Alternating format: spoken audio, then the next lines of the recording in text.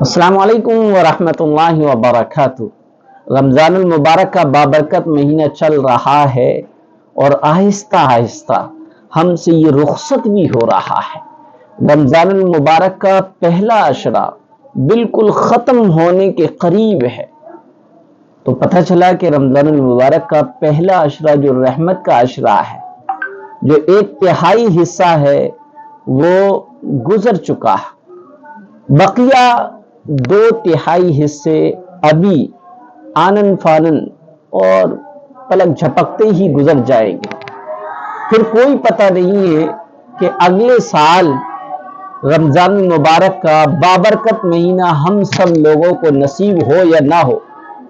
لہذا رمضان المبارک کی ان بابرکت گھڑیوں کو قیمتی بنائیں اور اللہ تبارک و تعالی سے رحمت اور مغفرت کے طلبگار رہیں، اور ساتھ ساتھ رمضان المبارک میں کی جانے والی عبادتیں اور اللہ کو راضی اور اللہ کو خوش کرنے کے لیے جو لازمی طور پر ہم روزے رکھ رہے ہیں اور عبادت کر رہے ہیں، لیکن اس کے ساتھ ساتھ ہم میں کچھ اہم اور ضروری کام ایسے ہیں جن کو کرنے کی کوشش کرنا چاہیے۔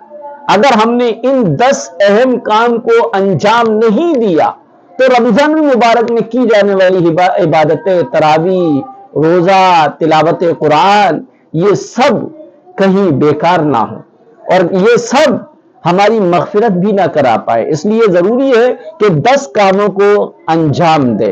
نمبر 1، اگر آپ سے کسی کی بول چال بند ہے، جھگڑا چل رہا ہے، ناراضگی لمبی ہو چکی ہے، تو فوراً سے پہلے صلح کر لے۔ معافی تلافی کا یہ بہترین موقع ہے، کیونکہ اس مہینے میں سب کے دل نرم ہوتے ہیں۔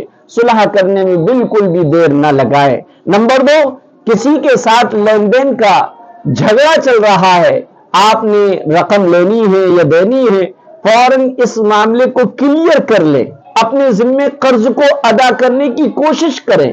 یاد رکھیں، قرض تو شہیدوں کو بھی معاف نہیں ہوگا، لہذا ساری رقم آپ قرض کی نہیں دے سکتے تو قسطوں کی شکل میں آہستہ آہستہ تھوڑے تھوڑے واپس کرنے کا ارادہ کر لیں۔ نمبر 3، خونی رشتوں میں کسی وجہ سے یا زیادتی کی وجہ سے، چاہے وہ کسی کی طرف سے ہو، اگر درار آ چکی ہے، فاصلے پیدا ہو گئے ہیں، تو اس قطع تعلق کو صلہ رحمی میں بدلنے کی کوشش کریں۔ یہ کام جلدی ہونا چاہیے۔ یاد رکھیں، جو حق پر ہوتے ہوئے جھگڑے کو چھوڑ دے، اپنے دل کو صاف کر لے، اس کے لیے رسول اکرم صلی اللہ علیہ وسلم کی طرف سے جنت کے بیچوں بیچ میں محل کی ضمانت ہے۔ اسی طریقے سے چوتھا کام، روٹھے ہوئے عزیز دوستوں اور احباب کو منائیں۔ پانچواں کام، سخاوت اختیار کریں، مہمان نواز بنیں، اپنے دسترخوان کو وسعت دیں، اپنی افطاری میں سے کچھ حصہ غریبوں کو ضرور بھیجیں۔ چھٹا، دوسروں کی کوتاہیوں، غلطیوں اور زیادتیوں کو بالکل معاف کر دیں اور دل میں کسی کے لیے کچھ بھی جذبہ نہیں رکھیں، سب کو معاف کر دیں۔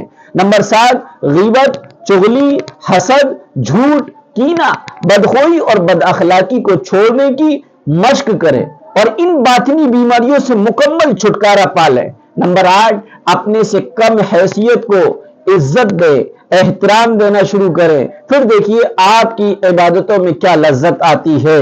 نمبر 9، تھوڑا سا وقت نکال کر اپنے ارد گرد آس پاس دیکھ لیں، کوئی مستحق آپ کی مدد کا محتاج تو نہیں ہے، آپ کی مدد کا طلبگار تو نہیں ہے۔ آپ اپنی حیثیت اور وسعت میں رہتے ہوئے اس ضرورت مند کی ضرورت کو پورا کیجیے گا۔ نمبر 10، اپنے والدین کی خدمت کر کے ان کو راضی کرنے کی کوشش کریں۔ اگر والدین وفات پا گئے ہیں تو ان کی لیے بخشش اور بلندی درجات کے لیے ڈھیروں دعائیں کرا کریں۔ رب ارحمہما کما ربیانی صغیرا، اور والدین کے عزیز قریبی جو دوست ہیں، احباب ہیں اور رشتہ دار ہیں، ان کی خدمت کا کوئی بھی موقع مس نہ ہونے دیں، بلکہ ان کی خدمت کر کے اپنے مرحوم والدین کو بھی آپ راضی کر سکتے ہیں، اور اس طریقے سے رمضان میں کی جانے والی ساری عبادتوں کے ثواب بھی محفوظ ہو جائیں گے اور اللہ تعالیٰ آپ سے راضی بھی ہو جائے گا۔